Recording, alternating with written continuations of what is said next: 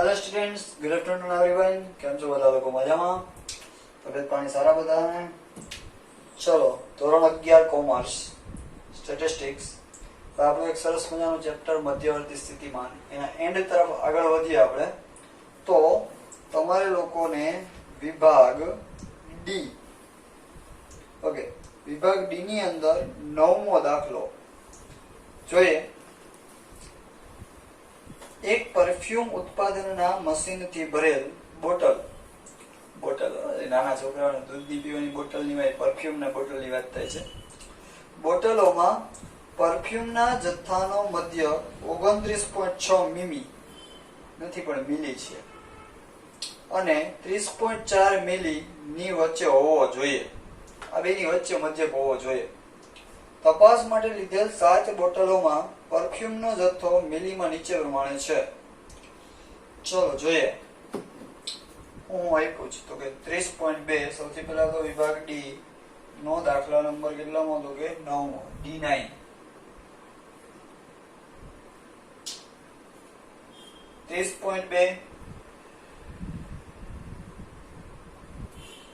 ત્યારબાદ છે 28.9, ત્યારબાદ છે 29.2,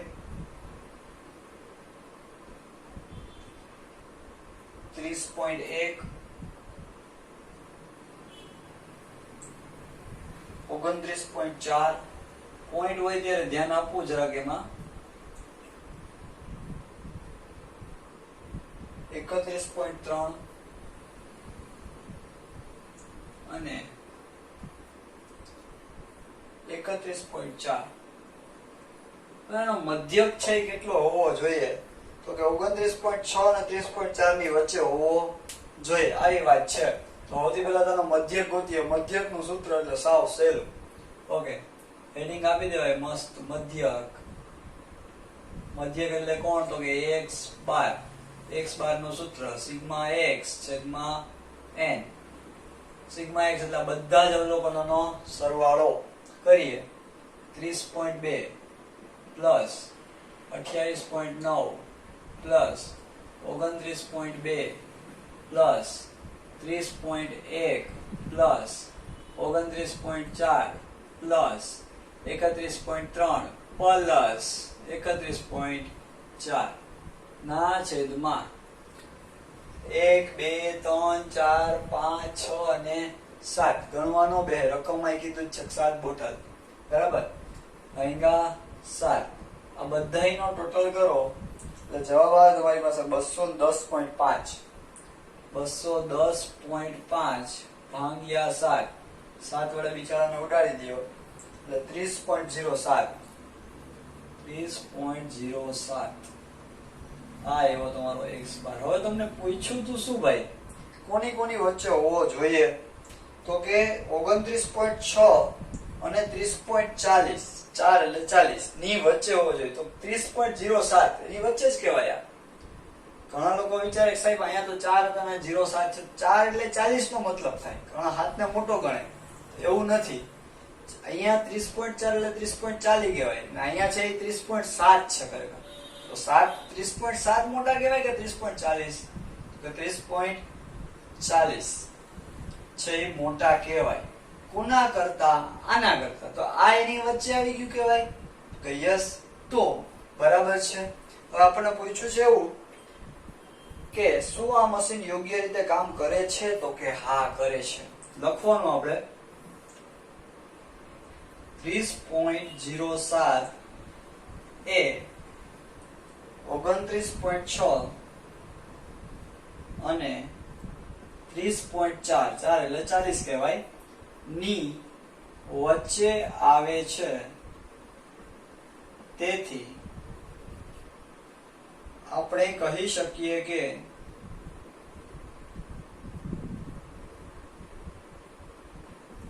મશીન ઘણા હોય ને આપણામાં મશીન જેવો, આપણે મશીન જેવો છે, માણસ જેવો નથી, મશીન યોગ્ય કામ કરે છે। ચાલો દાખલો પૂરો। ત્યારબાદ દાખલા નંબર 13 13મો દાખલો જોઈએ.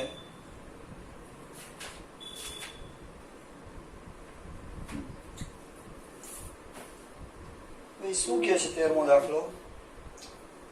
એક કંપનીના દૈનિક વેચાણનો મધ્યક 126.2 છે. એક નવી જાહેરાત નીતિ અપનાવ્યા બાદ 10 દિવસના વેચાણના આંકડા નીચે પ્રમાણે છે. ઓકે, મધ્યકે આપ્યો, નવી વેચાણ નીતિ બનાવી, પ્લાનિંગ ચેન્જ કર્યું. તમે નો ઘણીવાર વાંચવામાં પ્લાનિંગ કરતા હો, 5 વાગે ઉઠશું, સવારે 5 થી લઈને રાતના 12 વાગ્યા સુધી વાંચવું. બરાબર, આમાં જો બે જ વસ્તુના ખરેખર પ્લાનિંગ થયા.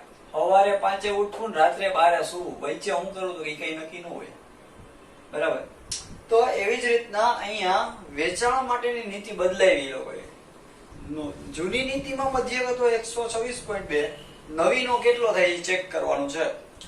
તો એક કંપનીના દૈનિક વેચાણનો મધ્યક 126.2 છે. એક નવી જાહેરાત નીતિ અપનાવ્યા બાદ 10 દિવસના વેચાણના આંકડા નીચે પ્રમાણે છે. આંકડાઓ આપેલા છે. D10 156, 125, 162, 153, 130, 124, 127, 142, 149, 121. ચાલો પહેલા આનો મધ્યક ગોતવાનો છે આપણે, આ નવા આંકડાઓનો. તો હેડિંગ મધ્યક. મધ્યક એટલે x બાર. x બાર નું સૂત્ર એટલે સિગ્મા x છેદમાં n. સિગ્મા x એટલે આપેલા અવલોકનોનો સરવાળો. 156 plus 125 plus 162 plus 153 plus 130 plus 124 plus 127 plus 142 plus 149 ને પ્લસ 121. આ રીતનું છે. ભાંગ્યા કેટલી વસ્તુ છે? તો કે 1 2 3 4 5 6 7 8 9 અને 10 આપેલા છે ભાઈ. તો ભાંગ્યા 10. બધાનો ટોટલ કરો તો 1389. 1389 ભાંગ્યા 10 એટલે 138.9 જવાબ આવે. હતો કેટલો? 126.2. થયો કેટલો? 138.9. એનો મતલબ સરેરાશ વેચાણ વધ્યું કહેવાય આના કારણે. તો સરેરાશ મધ્યક પણ વધ્યો. તો પ્રશ્ન શું છે? શું નવી જાહેરાત નીતિ વેચાણનો મધ્યક વધ્યો છે તેમ કહેવાય? હા કે ના? લખવાનું. નવી જાહેરાત નીતિને કારણે વેચાણનો મધ્યક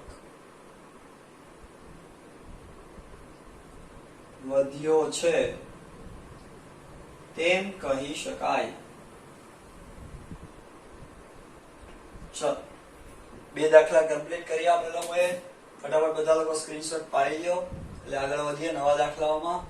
ઓકે, ચલો હવે 12મો દાખલો. દાખલા નંબર 12.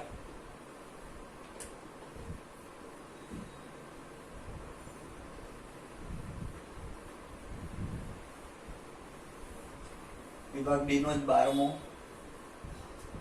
મસ્ત દાખલો છે, મસ્ત જબરજસ્ત દાખલો છે મધ્યસ્થ માટેનો. આઈએમપી કરજો, ટૂંકા દાખલાઓમાં આઈએમપી દાખલો છે આ.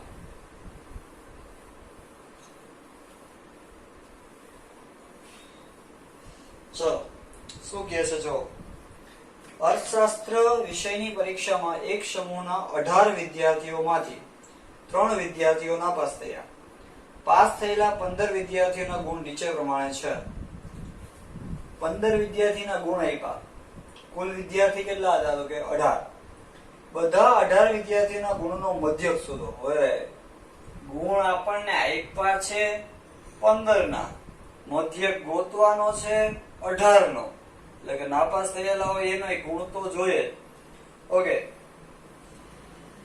સોરી મધ્યક નહીં પણ મધ્યસ્થ. હવે બાળકો સમજો, જેટલા લોકો પાસ થયા એના માર્ક આપ્યા છે, પણ નાપાસ થયાના નથી, પણ નાપાસ થયેલા છે એના ગુણ પાસ થયેલા કરતા કેવા હશે? ઓછા. અને મધ્યસ્થ છે એટલે માહિતીને કયા ક્રમમાં ગોઠવવી પડે? તો કે ચડતા ક્રમમાં. તો 15 ના માર્ક આપ્યા, 3 ના નથી આપ્યા, તો આવી રીતના કંઈક કરીએ આપણે, નવા જૂની કરીએ. ડી નો 12મો,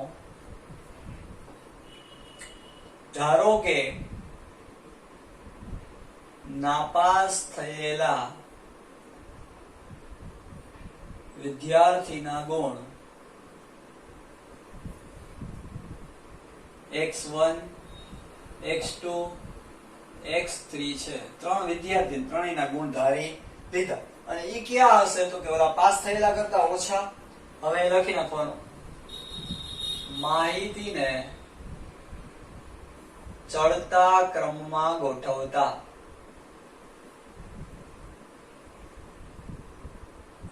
પહેલા કોણ આવે? તો કે x1, પછી x2, પછી x3. હવે જે માર્ક આપ્યા એને આપણે ચડતા ક્રમમાં ગોઠવીએ. તો સૌથી પહેલા 42, પછી આવે 43. ચડતા ક્રમમાં ગોઠવ્યો આવે 48,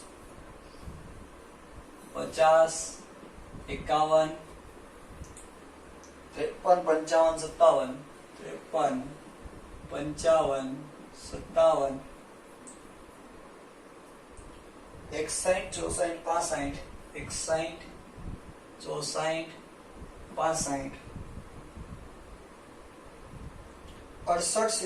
64, 68, 70, 75 ને 79. 79 કહેવાય, ઘણા કે સાહેબ ને બોલતા નહીં આવડતું. 79. જો ભાઈ મધ્યસ્થ છે એટલે ચડતા ક્રમમાં ગોઠવવાનું જ હોય. ઓકે, તો આપણે ચડતા ક્રમમાં ગોઠવા, કેમ કે નાપાસ થયેલા વિદ્યાર્થીના ગુણ પાસ કરતા ઓછા હોય એટલે પહેલા નાના, પછી આગળ ધીમે ધીમે મોટા. ઓકે, હવે 1 2 3 4 5 6 7 8 9 10 11 12 13 14 15 16 17 18 18 આવી ગયા. તો કે હા, તો n બરાબર 18. મધ્યસ્થ હેડિંગ આપીએ, મધ્યસ્થ એટલે m બરાબર n plus 1 divided by 2 માં અવલોકનની કિંમત. અગત્યની વસ્તુ આ x1 x2 x3 જ હતા. n કેટલો? તો 18 વત્તા 1 ભાગ્યા 2, 18 ને 19 ભાગ્યા 2, ભાઈ 9.5 માં અવલોકનની કિંમત. એ સાહેબ 9.5 અવલોકન કેમ કાઢું? 9.5 થયા એટલે કે 9 નું થાય ને 10 નું થાય, તો બે ની અવરેજ કાઢી લેવાની.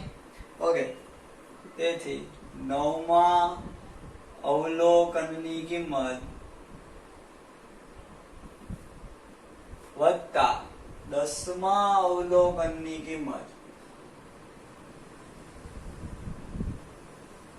ભાગ્યા 2.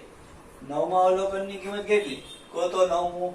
1 2 3 4 5 6 7 8 અને 9. 9 એટલે 53 વત્તા એના પછીનું 10મું એટલે 55 ભાગ્યા 2. ભાઈ 55 વત્તા 53 એટલે જવાબ 108 ભાગ્યા 2 એટલે જવાબ આવે 54. બરાબર, 54. ભાઈ શું આવ્યો જવાબ તમારી પાસે? મધ્યસ્થ m બરાબર 54. અગત્યની વસ્તુ આ x1 x2 x3 ધારવાના, કેમ કે એ લોકો 18 વિદ્યાર્થીનો મધ્યસ્થ લીધેલો હતો. ઓકે, સ્ક્રીનશોટ પાડી લ્યો, લખી લ્યો.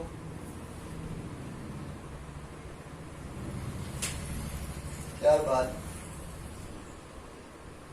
આપણે લોકો આગળ વધીએ વિભાગ F માં.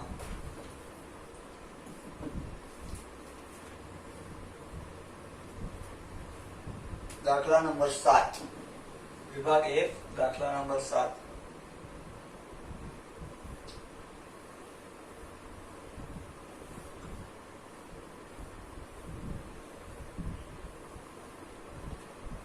મસ્ત દાખલો છે, જબરદસ્ત, જોરદાર.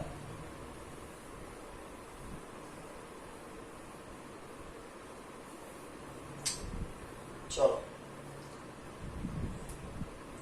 એક દુકાનમાંથી દરરોજ વેચાતા બે કંપનીઓના તેલના ડબ્બાનો ભાવ આસમાની છે. અત્યારે તેલના ડબ્બાના વેચાણના આંકડા નીચે મુજબ છે. 40 દિવસનું વેચાણ દર્શાવે છે. ઓકે, તેલના ડબ્બાની સંખ્યા. હવે જો ડબ્બાની સંખ્યા એટલે વર્ગ આપેલા છે. એમાં તમને સાહેબ અત્યાર સુધી વર્ગની નીચે એક જ આવૃત્તિ આપતા હતા, અહીંયા બે બે આવૃત્તિ આવે તો કે દાખલા બે ગણવાના થશે. એક વર્ગ અને આવૃત્તિ લઈને, વર્ગ ઈ જ બીજી આવૃત્તિ લઈને પણ. ઓકે, તો કે છે અહીંયા શું કે કંપની એક્સ અને કંપની વાય વેચાણ સરખામણી કરવા માટે મધ્યસ્થનો ઉપયોગ કરવામાં આવે તો કઈ કંપનીનું વેચાણ વધારે છે તેમ કહી શકાય. ઓકે, સૌથી પહેલા વર્ગ 2 થી 5, 6 થી 9, 10 થી 13, 14 થી 17, વર્ગ લંબાઈ 18 થી 21 અને 22 થી 25. પેલા શું આપ્યું છે તમને તો કે કંપની એક્સ, હું અહીંયા લખું છું કંપની એક્સ ની શું આપી તો કે દિવસોની સંખ્યા એટલે એને કહેવાય એફ આઈ, આવૃત્તિ. બરાબર, ટેબલ ડ્રો કરીએ.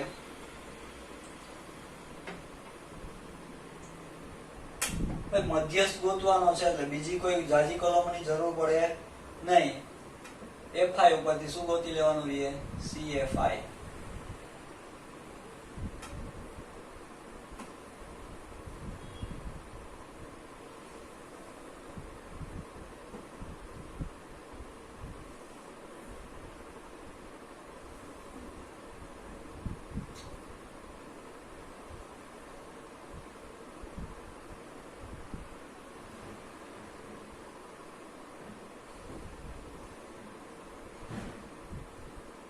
ચાલો, આ છે કંપની એક્સ, આ એની એફઆઈ ને આપણે મધ્યસ્થ માટે એની શું ગોતશું?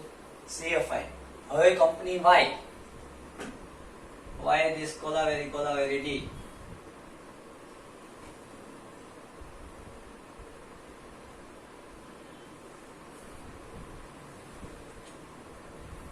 ઓકે, ચલો આ ટેબલ રેડી. ભાઈ ટેબલ બનાવવું બધા લોકોએ ફરજિયાત હોય છે, બાકી માર્ક કટ ઓફ થાય. કંપની વાય, એની એફઆઈ અને એની સીએફઆઈ. એફઆઈ બંનેની આપી દીધેલી છે, જોઈએ 1 3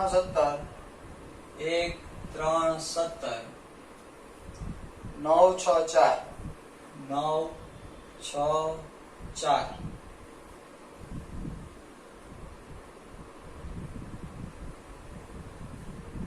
ઓકે, ચલો ભાઈ.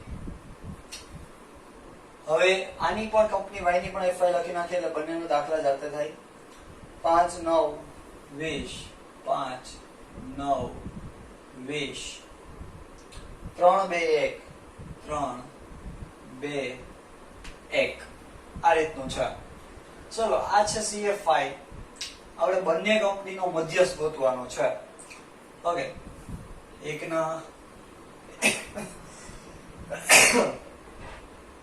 1 નો 1, 3 ને 1 4, 17 ને 4, 21 21 ને 9, 30 30 ને 6, 36 36 ને 4, 40. આ રીતનું છે. સીએફઆઈ 5 9 ને 5 14, 14 ને 20 34, 34 ને 3 37, 38 39 અને 40.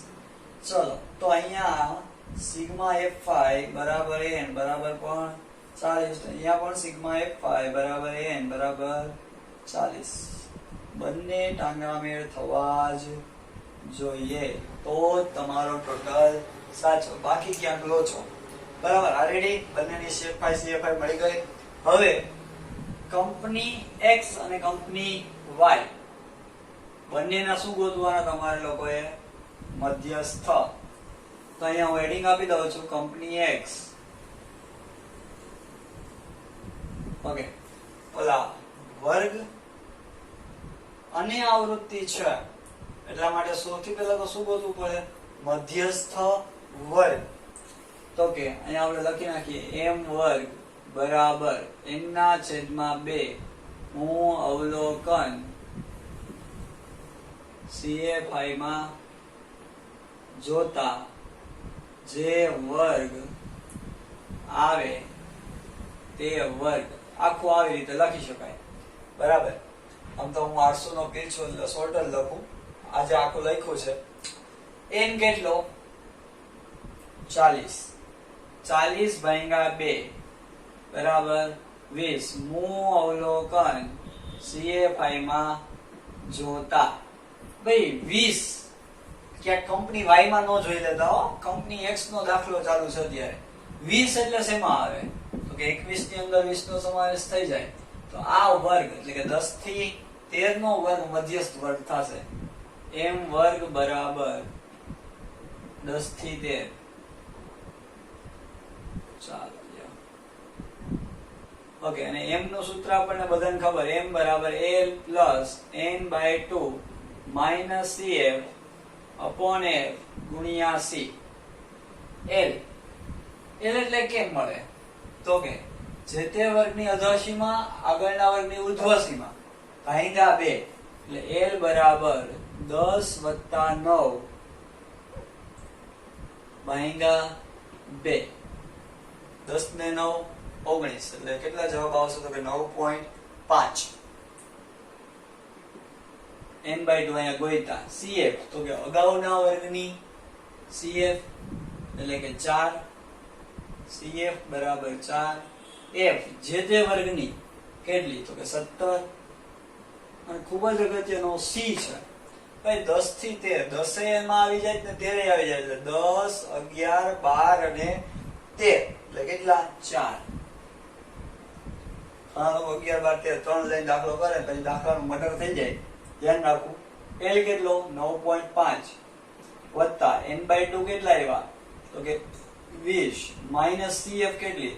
17 છેદમાં f કેટલો? સોરી cf 4 f 17 ગુણ્યા c એટલે કે 4. આ રીતનું છે. ઓકે, 9.5 વત્તા 20 માઇનસ 4 16. 16 ચોકુ ને 64 ભાગ્યા 17. ચાલો બરાબર 9.5 जैसे थे प्लस 64 भाग्या 17 કરીએ તો 3.76. તો x બાર બરાબર સોરી x બાર ક્યાં આવી ગયો અહીંયા? m બરાબર જવાબ આવે 13.26. ચાલો આ પત્યું. કંપની x નું કામ પત્યું. આ હવે કોણ? Company y. હેડિંગ આપી દેવાનું અહીંયા કંપની y. કારણ કે આપણે બંનેની કમ્પેરિઝન કરવાની છે. કોનું વેચાણ વધારે થાય છે? ઓકે, કોના ડબ્બાનો? કંપની x ના ડબ્બા ને કંપની y ના ડબ્બાનો. ઘણા આપણે ડબ્બા જેવા હોય, ઘણા લોકો હોય. ઓકે, તો એમાં પણ સૌથી પહેલા m વર્ગ બરાબર n ના છેદમાં 2 હું અવલોકન CFI માં જોતા n તો કે 40 ભાગ્યા તો કે 2 હું અવલોકન CFI માં જોતા કેટલા આવે તો કે 20 હું અવલોકન CFI માં જોતા. એ સાહેબ આમાં ઈ જ હતું, આમાં ઈ જ છે. વિષય પણ CF બદલાઈ જશે, ચિંતા ન કરતા. હા, 20 એટલે શેમાં આવે છે બાળકો? જરાક ચેક કરો. હાલો CFI કંપની y નો દાખલો કરીએ તો 34 માં આવે. જો બદલાઈ ગયું. વર્ગ ઈ જ છે. ઓકે, m વર્ગ બરાબર 10 થી 13 મધ્યસ્થનું સૂત્ર m બરાબર l plus n/2 minus cf upon f ગુણ્યા c. આ રીતનું છે. l બધાને ખબર, અહીંયા ગોઈતી જ ત્યાં 9.5 n/2 અહીંયા મળ્યો. cf કઈ તો કે ઉપરના વર્ગની. ભાઈ ઉપરના વર્ગની cf એટલે કેટલી આવે તો કે 14. f કેટલો તો કે છેદે વર્ગનો એટલે અહીંયા કેટલો છે 20. ભૂલથી x માં ન હોય જતા. અને c 10 થી 13 10 11 12 13 4. રેડી? સૂત્રમાં મૂકો કિંમત. l કેટલો તો કે 9.5 વત્તા n/2 કેટલા તો કે 20 માઈનસ cf કેટલી તો કે 14. અહીંયાથી લીધેલી આપણે લોકોએ. ઓકે, છેદમાં f કેટલો તો કે 20 ગુણ્યા c તો કે 4. રેડી? બધું આપણી પાસે અવેલેબલ છે. બરાબર 9.5 વત્તા 20 માઈનસ 14 6 6 4 24 ભાંગા 20 9.5 વત્તા 24 ભાંગા 20 કરો એટલે જવાબ આવે તમારી પાસે 1.2. 1.2. ચાલો 9 ને 10 50 60 ને 70. ઓકે 10.7 10.7 એમ. હવે ચેક કરીએ કે કંપની x નો મધ્યસ્થ છે 13.26, કંપની y નો મધ્યસ્થ છે 10.7 ને આપણો પ્રશ્ન શું હતો? કઈ કંપનીનું વેચાણ વધે છે તેમ કહી શકાય? ભાઈ લખવાનું સરસ મજાનું અહીંયા જ લખીએ. કંપની x નો મધ્યસ્થ બરાબર 13.26 અને કંપની y નો મધ્યસ્થ બરાબર 10.7. તેથી કહી શકાય કે કંપની y નહીં પણ કંપની x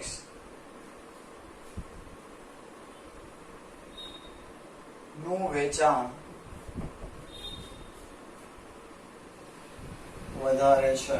ક્વેશ્ચનમાં પૂછ્યું હોય એ મુજબ લખું. ઓકે, ચલો સરસ મજાનો દાખલો હતો, કમ્પ્લીટ કર્યો. બધા લોકોએ વ્યવસ્થિત જોજો આ દાખલો, સરખો સમજજો. ઓકે,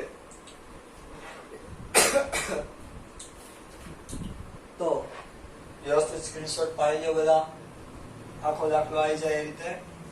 ઓકે, ચલો હવે આજે પૂરતું આટલું રાખીએ છીએ.